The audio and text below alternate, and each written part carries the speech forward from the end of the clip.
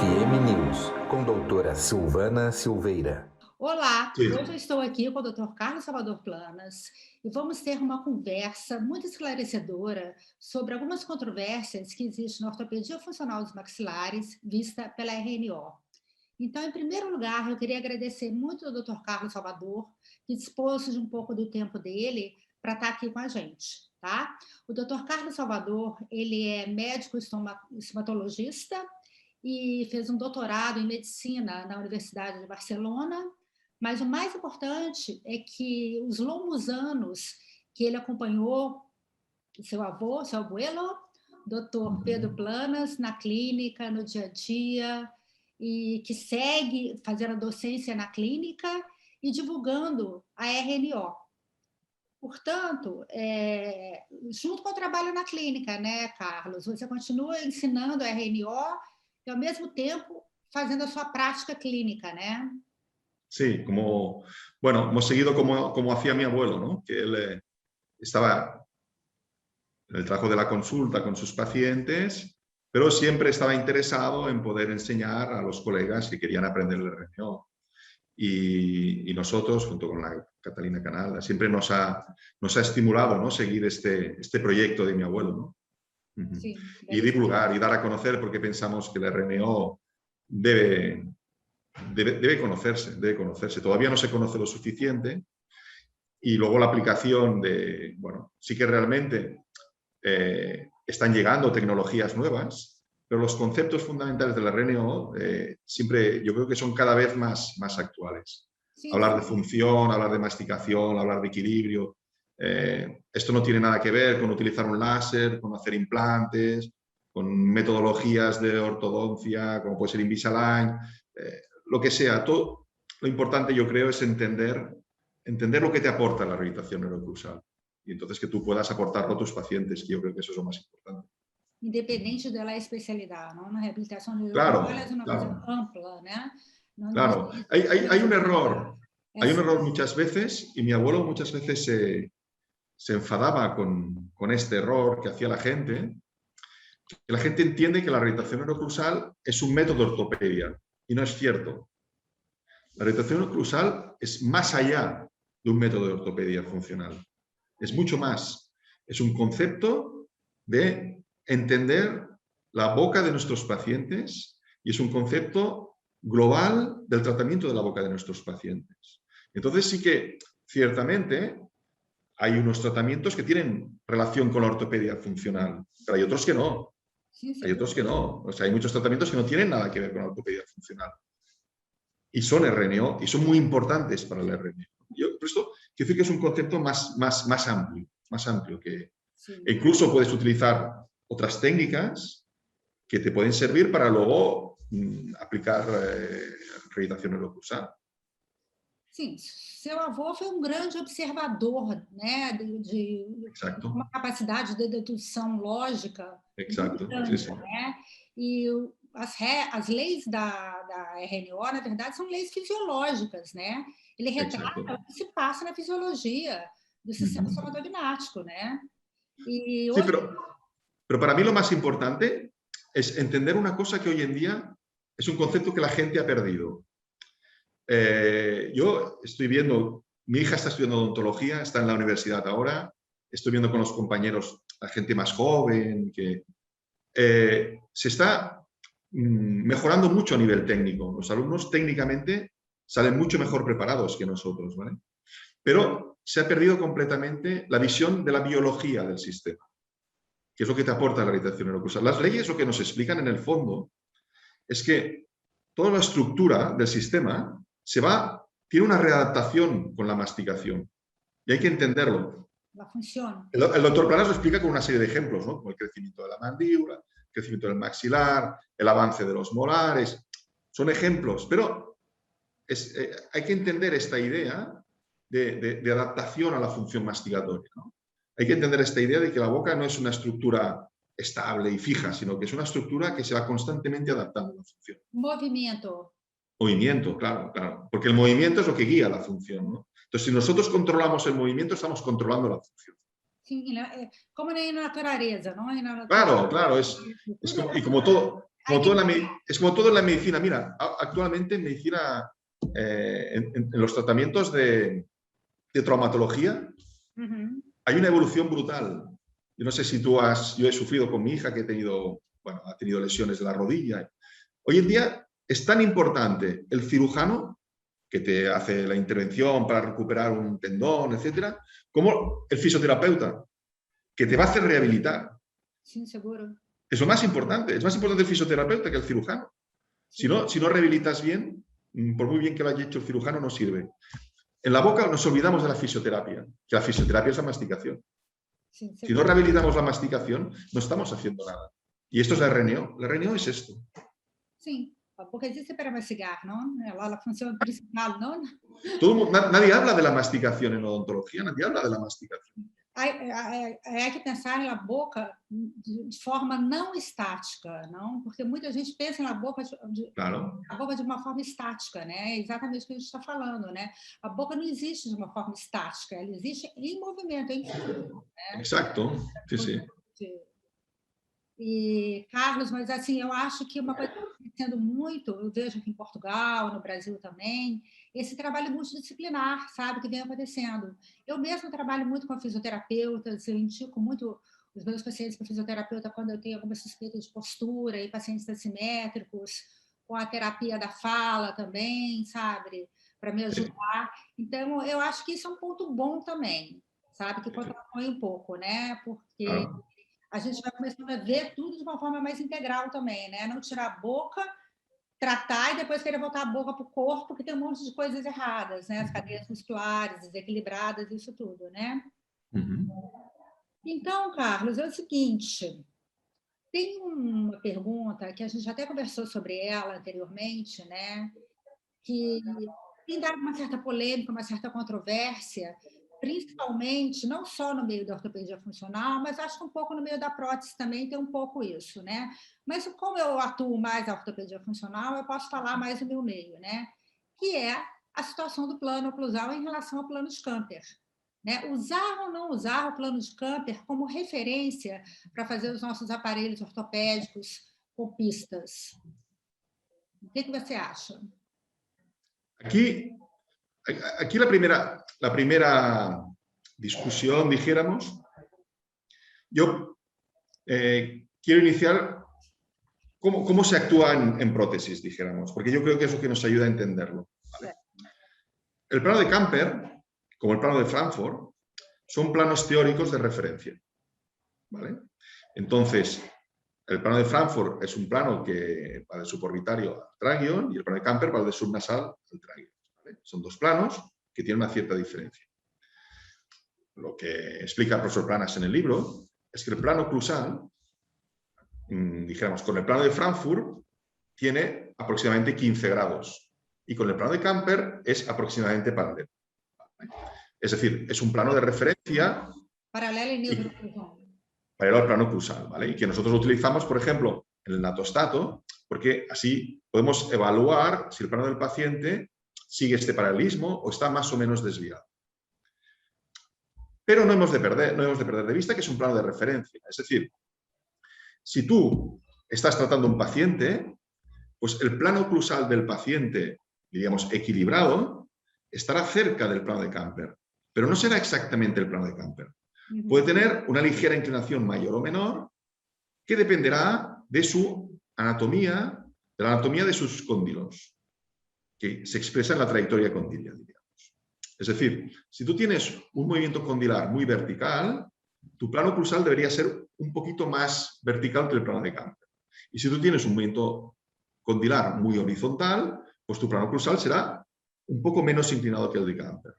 Si tú quieres hacer una oclusión equilibrada, perfectamente equilibrada, tendrás que manejarte con estas diferencias. Cuando tú haces una prótesis provisional, por ejemplo, ¿dónde la sitúas? En el plano de Camper, porque no es una prótesis que esté perfecta. La hacemos entonces cogemos un plano de referencia, que es el de Camper. Pero si tú haces una prótesis definitiva, perfecta y tal, vamos a individualizarla. Es decir, a partir de este plano de Camper, aumentaremos o disminuiremos la inclinación del plano oclusal para obtener esta que es exacta para el paciente, este que estamos tratando. ¿Vale?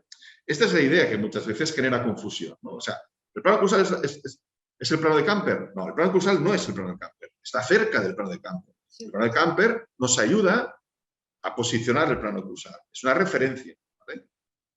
Entonces, ¿qué hacemos con las pistas? Con las pistas, lo que nosotros hacemos, es decir, cuando tú vas a equilibrar unas pistas en una clase 1, en el libro decimos pues, que las pistas estas las orientaremos para irlas al plano de Camper. ¿Vale? ¿Por qué? Porque en la clase 2 lo que haremos es que aumentaremos la inclinación. En la clase 3 haremos una inclinación inversa. Ahí está el esquema. Pero en realidad, las pistas nosotros las vamos a orientar con el movimiento del paciente. Y el movimiento del paciente nos dará la inclinación exacta, que puede ser un poco más, un poco menos inclinada que el plano de Camper. ¿Vale? Pero el plano de Camper sí que será una referencia teórica. En realidad, en la práctica, ¿cómo actuamos nosotros? Yo en la consulta, nosotros. Cada uno tiene un método y yo no discuto otros métodos. Si tú me dices, yo es que las proformo, monto un articulador con el plano de Camper y hago la... Me parece perfecto. Nosotros en la práctica no tomamos referencias para hacer las pistas, sino que lo que hacemos, como las pistas tienen que ser ligeramente más elevadas, porque así nos permitirá tener material para ir reduciendo y ir equilibrando, pues lo orientamos, diríamos, de una forma aleatoria, a ojo. Y lo que sí que hacemos es que aumentamos la altura de la pista y si es una clase 1, pues la orientamos más o menos para el plano cruzal del paciente. ¿Qué tienes en el modelo? No hace falta que sea el plano de Camper. Si vemos que es un paciente que queremos avanzar, pues lo que haremos es que aumentaremos exageradamente la inclinación. Y si es un paciente que es de clase 3, pues lo que haremos es que haremos una inclinación... La pista inferior. Sí, bueno, la inferior y la superior. Entonces la inferior y luego la superior después la haces en relación con la inferior, ¿no? Entonces, esa es la práctica como nosotros lo hacemos. Que tú me dices, bueno, es que yo cojo la referencia del plano de Camper y pongo las pistas. Bueno, es igual, está muy bien. Para mí no es práctico, porque al final, como la tienes que hacer un poco más alta para luego reducirla con el movimiento, porque al final hay que reducirla con el movimiento que hace el paciente, pues no, yo no lo encuentro muy importante. Pero no digo que esté mal, no digo que esté mal. No sé si entiendes la diferencia. Como si tú me dices que tú, para montar los aparatos, montas el articulador, el arco facial y registras, no lo harás mal. O sea, decir que esto está mal hecho no es cierto. Ahora, ¿yo qué te digo? Yo digo, hombre, yo no lo hago así porque es mucho trabajo y es un trabajo que yo prefiero hacer la pista un poquito más alta y luego cuando vas al paciente lo ajustas. Es un tema de la práctica diaria, ¿no? Sí. Ahora, cada uno depende de la práctica que tenga cada uno y la forma que quiera trabajar cada uno. Lo que sí que es cierto, y esto sí que quiero que quede muy claro, es que no podemos pretender que unas pistas vengan ajustadas del laboratorio. Eso no. Siempre necesitaremos ajustarlas en la boca del paciente. Porque el movimiento del paciente no lo tienes en el laboratorio. Sí. Y si tú quieres que vengan del laboratorio, ¿qué es lo que acaba pasando? Lo que sucede en la mayor parte, muchas veces que veo a los alumnos, hacen las pistas demasiado altas. Y entonces estas pistas demasiado altas pues provocan mordidas abiertas, provocan que se pierda equilibrio, etc. E las pistas hay que darles la dimensión adecuada. Carlos, conta pra gente como você faz esse ajuste então na boca. Você faz primeiro incêntrica, abrindo e fechando, depois faz lateralidade, você usa uma tira de lixa sobre a bancada. Como é que você faz? Bueno, cuando diríamos, el método, dijéramos, es tú, en principio, tienes que tener claro la posición terapéutica que quieres llevar al paciente. Si tú quieres avanzar o no quieres avanzar. Imaginemos que no queremos avanzar. Sí. Si no queremos avanzar, entonces debemos de analizar en este paciente la dimensión vertical que queremos darle a este tratamiento en este momento. Seguro. Si nosotros no tenemos intención de aumentar la dimensión vertical, si no hay una sobremordida, por ejemplo, entonces nuestro objetivo va a ser ajustar las pistas lo máximo posible, que permitan el movimiento de lateralidad absolutamente libre, que no interfiera en el movimiento de lateralidad, sin aumentar o aumentando prácticamente nada la dimensión vertical. Este ajuste es el más, digamos, el más complicado muchas veces. Es el más complicado. Entonces, debemos empezar por, siempre empezamos por ajustar la pista inferior. Entonces, en la pista inferior daremos la inclinación que queremos darle, si es de clase 2, clase 1, clase 3, ¿no? Si es de clase 1, pues paralelo al plano cruzal, y iremos descendiendo la pista inferior hasta que en los movimientos de lateralidad no interfieran con la pista. Porque si la pista está alta, cuando entonces lateralidad, las cúspides del superior tocan, ¿vale? Entonces tenemos la inclinação, não? Seguro. E tentando manter a inclinação, vai fazendo um desgaste. Inclinación paralela al plano cruzal, vamos reduciendo, y a medida que vamos reduciendo, iremos poniendo paralelo al plano cruzal, porque el movimiento será con el plano cruzal del paciente, ¿vale? Incluso, en algún momento, si hay alguna cúspide que vemos que marca en un punto determinado, pues se hace una pequeña marca, una pequeña escotadura, un paso en la pista. No hace falta que sea perfectamente rectilínea, podemos hacer un pequeño paso. Pero es importante que hasta este momento la pista, cuando hace movimientos de lateralidad, no interfiera para nada estos movimientos. Certo. ¿Vale? Vale. Esta sería la primera etapa, el ajuste de la pista inferior y quedamos la inclinación. Certo. Si nosotros, cuando tenemos esto, vamos a montar la pista superior y veremos que con la pista superior aumentamos mucho la dimensión vertical, ¿vale? Porque las hemos hecho más altas a lo que queríamos. Y entonces empezamos a equilibrar la pista superior.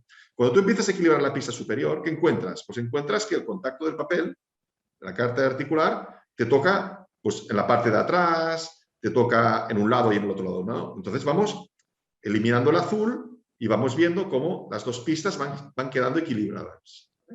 Y a partir de allí tenemos el contacto siempre, vamos a buscar el contacto solo en la parte mesial de la pista, a nivel del 3 y del 4, no más posterior, no hace falta que el contacto llegue hasta el 5 o el 6, sino solamente a nivel del 3 y el 4. Y entonces, este contacto, que vamos a buscar que sea simétrico en ambos lados y concentrado en esta zona, lo iremos reduciendo hasta que tenemos la dimensión vertical que nosotros queremos.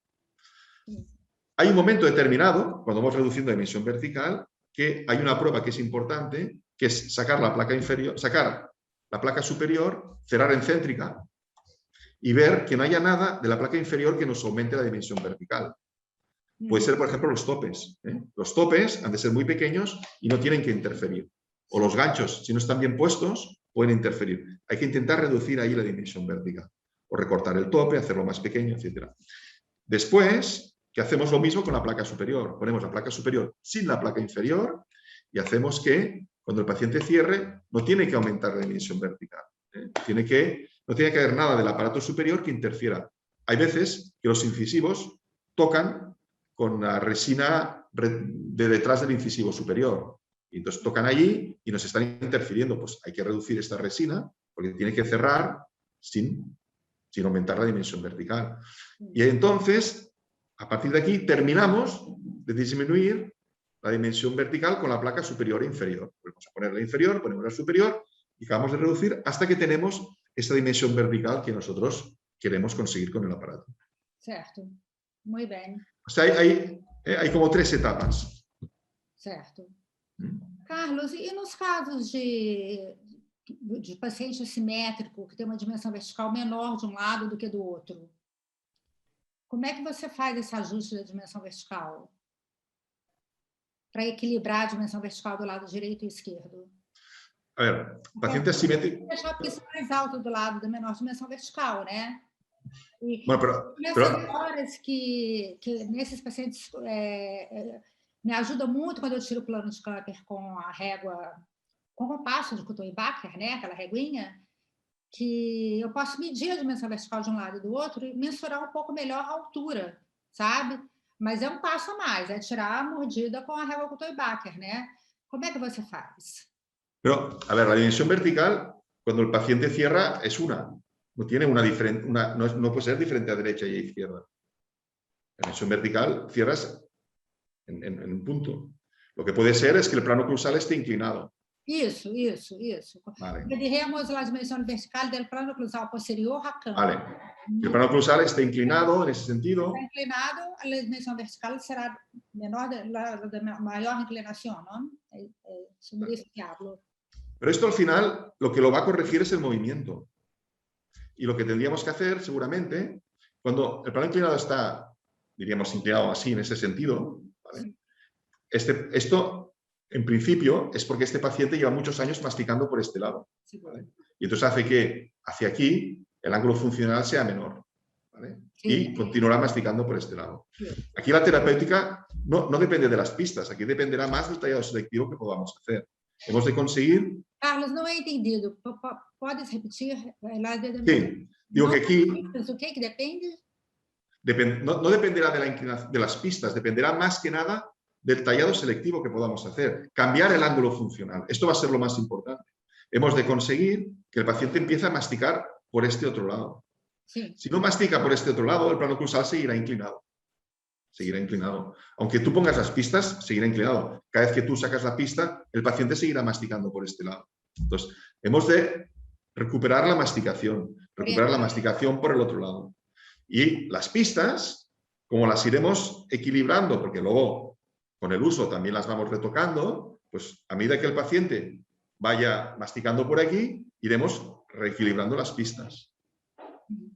Uma orientação mastigatória, que a gente chama, né? A gente tem que dar essa orientação mastigatória para o paciente. Claro. E uma coisa que eu gosto de usar nesse caso, que eu não sei se você usa, às vezes, a gente chama de hiperboloides, você conhece? São umas siliconas para o paciente mastigar e fazer uns exercícios mastigatórios daquele lado. Ou você usa só mesmo o talhado e as pistas? Ou você tem algum outro recurso que você usa de orientação de mastigação? No, para mí lo más importante es recuperar la masticación, que muchas veces es difícil, ¿eh?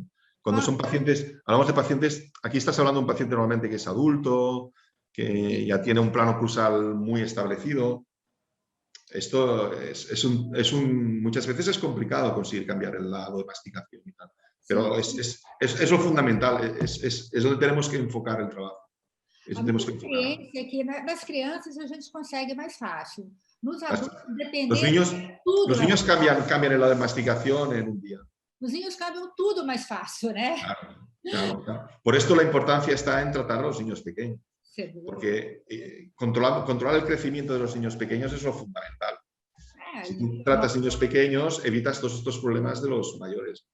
Seguro. Pero bueno, cada uno luego tiene que tratar. Cada vez más también, sobre esse assunto da prevenção, eu creio que se habla cada vez mais sobre isso também, não? Sí. E começamos a pensar até muito antes também, né? Até nas plagiocefalias, né? Nos solos congênitos, que podem alterar o crescimento facial, enfim. Então, acho que a prevenção hoje realmente ela é bem abrangente, né? Hay más conciencia de tratar. De todas formas, todavía cuesta que convencer a los padres de tratar niños de 5 o 6 años, al menos no es tan fácil. O Carlos, eu acho que é a história da nossa vida, né? Não é tão fácil ainda, não é tão fácil. Sí. Eu tenho 35 anos de ortopedia y... Nosotros tenemos pacientes que a lo mejor los hemos tratado a ellos y ahora traen sus hijos y tal, y entonces están más convencidos, ¿no? Pero fuera de un entorno que te conocen, es difícil. Não, eu passo por isso, porque eu vivi em Portugal, fui para o Brasil, depois voltei do Brasil para Portugal de novo, né? Então, o meu meio mudou muito, né? Não fiquei no consultório, o máximo que eu fiquei no consultório foi 20 anos que eu fiquei no Rio, né? Então, toda vez que eu recomeço, né, a minha vida, eu recomeço essa orientação toda dos meus colegas à minha volta e dos pais, né? Me encaminha os pacientes na dentição de leite, tem que tratar antes de trocar os dentes, antes do crescimento. Mas esse é um trabalho que eu faço há 35 anos, você tem toda a razão. E isso não se tornou mais fácil, não. É um trabalho de orientação constante e um trabalho que a gente chama de formiguinha, né? Aos poucos, né? Que temos que ir fazendo, né? E não tem outra forma. Né? No es fácil, porque la gente todavía se preocupa de cuando ven que estéticamente el niño está mal estéticamente. Y entonces ya es tarde, normalmente ya es tarde, claro. Ya tiene 12 o 13 años. Uhum.